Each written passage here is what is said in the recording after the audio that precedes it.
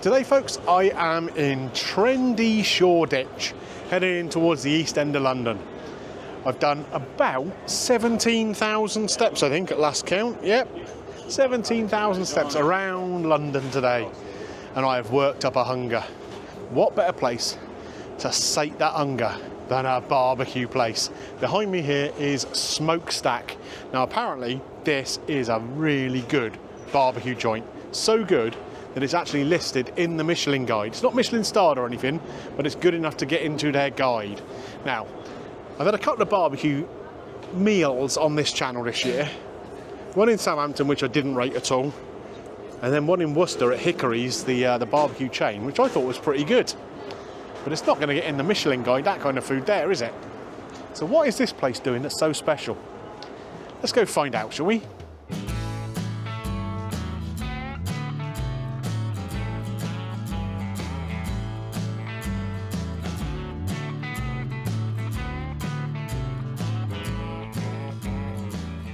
So we've come in and been seated.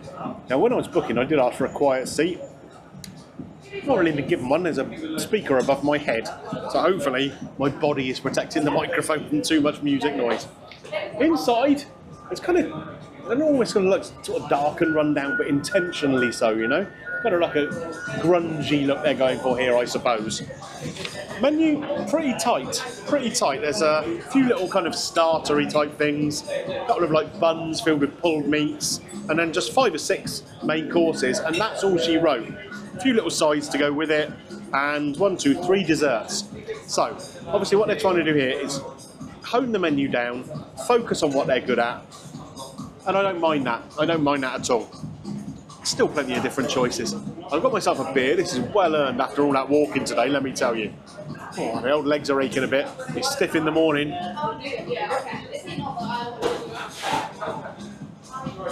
got a feeling that one might not last very long, and another one might follow it. So anyway, I'm going to get an order in, and we'll see where we go from there. But I do like the look of this menu. Can we get the crispy ox cheek, please? And the wings, the gochujang wings.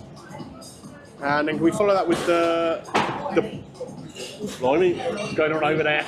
No idea. You turn around and it's open, nothing's broken. Tell me, Dad.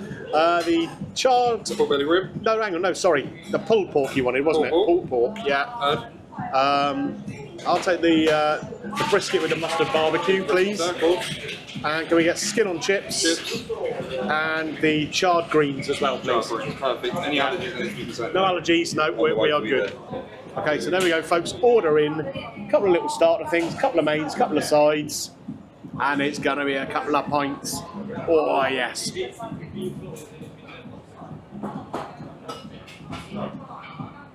That is just what I need right now. I'll see you in a bit.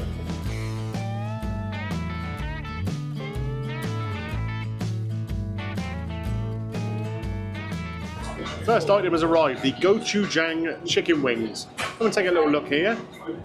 So we got some coriander on the top, there's crispy shallot and some scallion on there.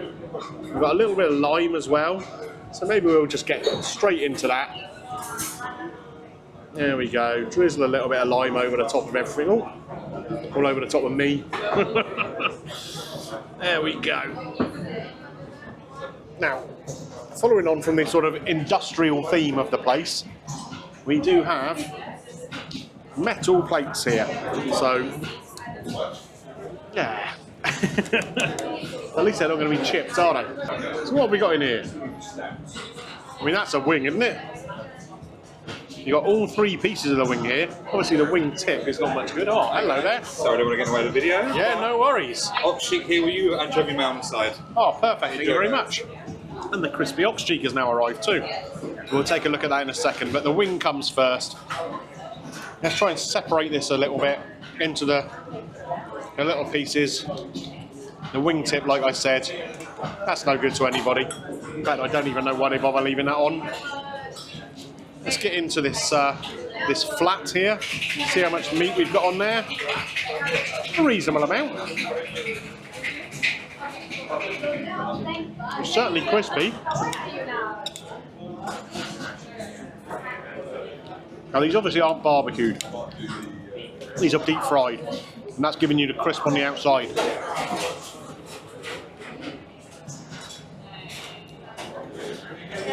And what I will say, certainly on that flat piece anyway, it's not the juiciest chicken I've ever had. Put that bone back in there a second. I'll move on to the drum part of it. Obviously the meat there is a little bit thicker, isn't it? Here we go. Let's get some of that off of there. What I will say also, the sauce is delicious. A little bit sweet, a little bit of chilli in there, and nice toppings.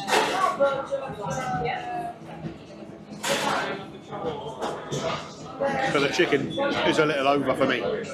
Wings done. Yeah, bit of a mixed bag for that, I think. Quite like the taste of it. Just think they're a bit overdone. Come and take a look at this crispy ox cheek though. So again, you've got nice breadcrumbs on there. So that ox cheek would have been barbecued first, shredded up, cubed into this shape, breaded, deep fried, and along with that we have an anchovy mayo. So I'm actually going to eat it from this plate, because obviously I've got all the gochujang sauce all over this one already. Cut this in half, take a look at the, oh yeah. Inside there, really gooey, unctuous, steaming as well. I'm going to try it by itself, and then I'll go in with the anchovy mayo. Again, apologies for the background noise in here. Even though we came in at opening time, it's got really busy. Now that I like a lot more than the wings. That cheek is so soft and tender, great flavour to it. The breading adds a nice texture. Let's see what the anchovy mayo adds. Not a whole lot, if I'm honest. I was hoping that would have a bit punchy flavour.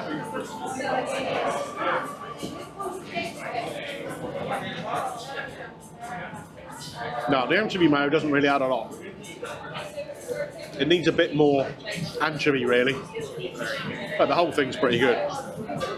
I'd say that's like a 2.5 out of 5. That's a good 3.5, 4 out of 5.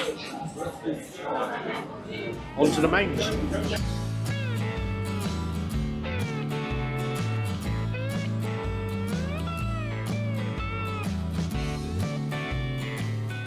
Okay, I'm sure this music is getting louder in here. It's like being in a blooming nightclub. Why do restaurants have to do that? It just kind of means you can't hear yourself think. I don't like it. I do not like it. Anyway, let's move on to what we've got here on the table. This is the main course, okay? We have got the pulled pork here, the brisket, the charred greens, and the fries. Now, they serve both of these things on the same tray, okay? I guess because it's supposed to maybe be a sort of sharing idea.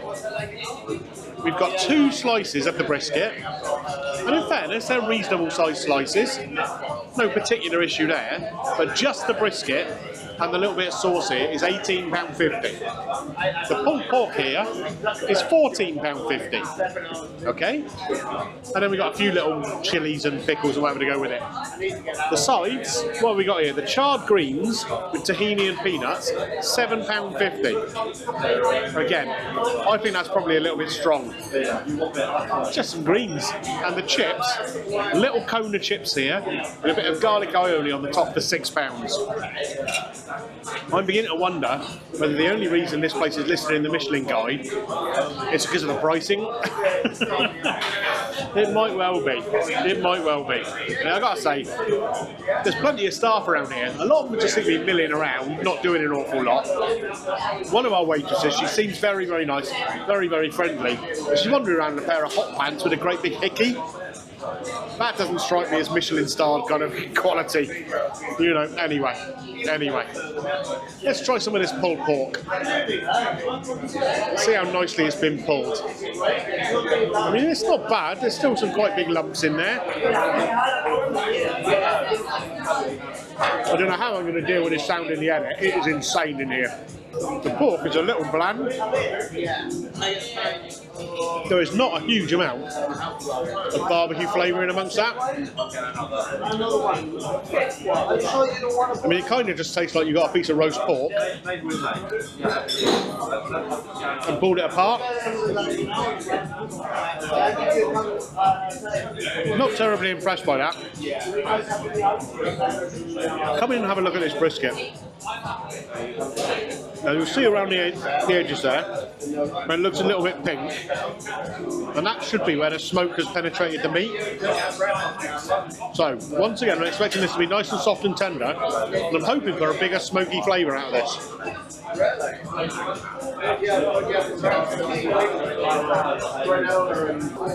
It's a little dry. I'm not blown away by any of this, to be fair. It's a peppery taste to it. But you can see here, look, when I try and pull it apart, it takes a bit of effort to get that into two pieces.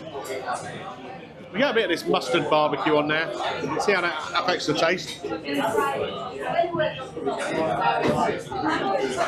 It's a nice sauce. I do like that. A little bit mustardy, a little bit vinegary. But yeah, the meat itself is a touch disappointing. Let's build something up here. We have the pickles. They're not Cornichon. They're just regular pickles. We get a little bit of this red chilli on there.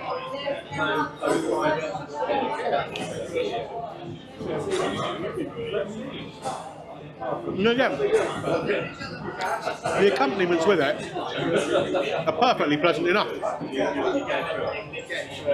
I just don't think the meat is quite working. We do, yeah. Just put it down out of the way while we're filming, okay? Thank you. The things you have to do when you're filming, you have to move stuff out of the way. I just didn't think that we had any water on our table because I've hidden it. Yeah. It's okay, but I'm not blown away by it. We'll try the greens here. We got some pomegranate on there. We got some nuts crushed up. We got the tahini. Not sure exactly what greens they are. Something cabbagey, almost sort of cavallonero kind of thing.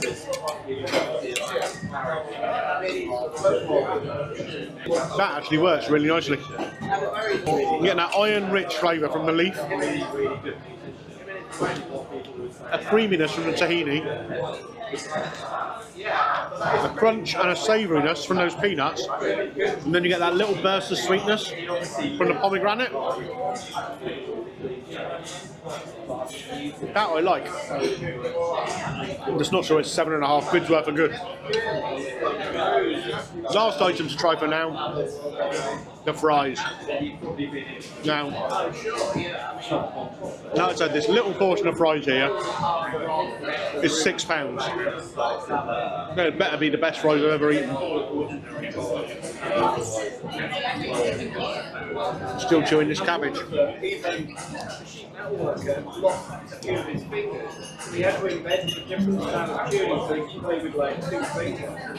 The bang average fries. Skin on. Bit of salt on them. The aioli's nice enough. The overall picture here though is nothing is blowing me away. Anyway, we're going to make our way through this. I have got another beer. I think I need it. I'm dealing with this.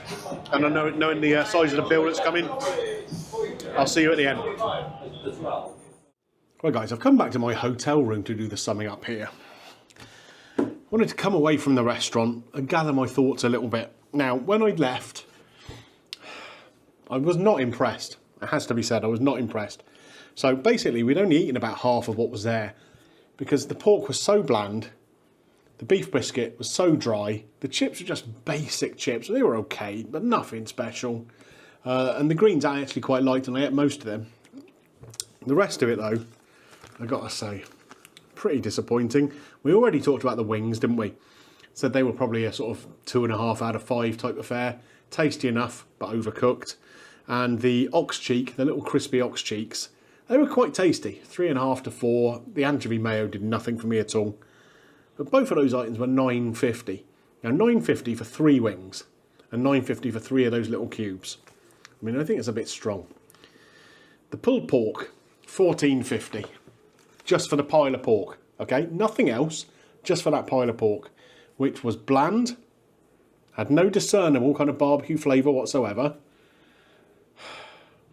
It was just disappointing. It really was. The brisket, 2 slices of the meat with a little puddle of, what was it, mustard barbecue sauce, I think they called it, $18.50. Again, nothing with that. That's just for those 2 slices of meat. And then you got a little bit of pickles and sliced chilli, just as a little side for both dishes. So overall, that tray, just with the meat on, okay, and that little puddle of sauce was £33.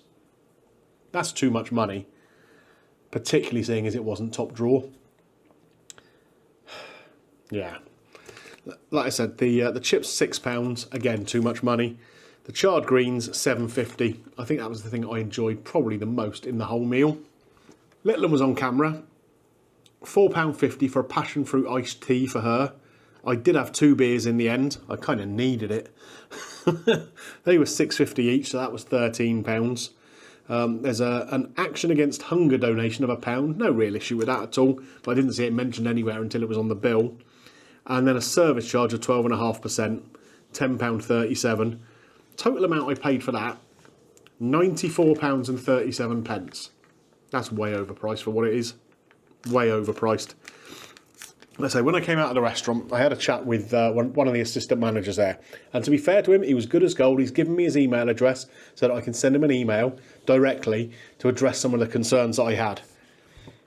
Some of which included not just the food, but I mean, yeah, I mentioned the waitress wandering around in her hot pants with a hickey. I mean, that's not a great look when you're taking your kid in. All right, maybe the place is aimed at a slightly different demographic to us, but there were people, I would say, in their sort of late 40s, early 50s in there eating. So, you know, you've got to cater to everybody really, haven't you? There was no check back at the table at any point throughout the course of the meal to see if we were all right. And then, like I say, we ate one of the slices of brisket, a little bit of the pork, probably about half the chips and most of the greens.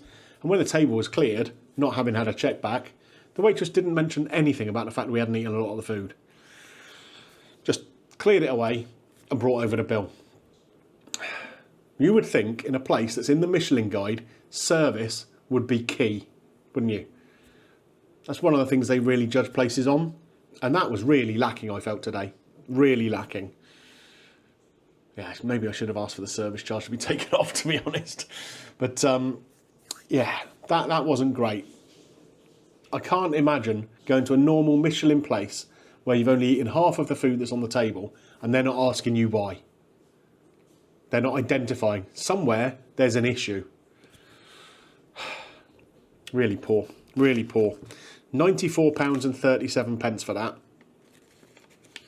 I tell you what, the only assumption I can come to, but you know, this is obviously just based on my experience right there, right then. Other people may have a different experience. The Michelin inspectors clearly have either that, or they had about 6 of those beers before they started judging them. Because, yeah, I can't see anything in there that suggests to me why this place would be in the Michelin Guide at all. Now, let's say, the guy who's running the shift there has given me his email address, asked me to email him, and I will do. And we'll see what they have to say when they come back. I don't know whether that's going to be anything I can share with you guys or not. But, you know, at least from that side, the customer service bit, I'm not going to complain about too much. Yeah, disappointing. Disappointing. I've got a couple of score for it. I mean, I'd said originally 2.5, 3.5 for the starters. I've got to say, the main courses, I mean, I would struggle to give them more than a 2 out of 5. Service, no more than that either. Yeah, I think probably, I mean, you know, best case scenario, we're looking at a 2.5 out of 5. Best case scenario. Does it get Greeno's green light? No, of course it doesn't. Is it a red light? I mean, it's kind of verging in that direction, to be honest. I mean, maybe I just caught him on a bad day. I don't know. Maybe it's just, you know, like I say, not someone that's aimed at me, but the food and the service, I should still be able to judge as good, whether the venue is for me or not. Yeah. Disappointing. Disappointing. Anyway, enough of my little rant. If you've enjoyed this video, don't forget to click a thumbs up on there for me. It does help the channel. And if you're new around here, take a little look around the vault, see if there's other stuff that you enjoy. If there is, click the subscribe button, ding your bell for notifications, and all that good stuff. Right, where next for me? Well, like I said earlier on, been a lot of marching around London today, so I'm going to head into the shower, get myself hosed down, get a day's worth of London off of me, and yeah, probably an early night. Anyway, I'll catch you on the next one, hopefully with better results. I will see you then.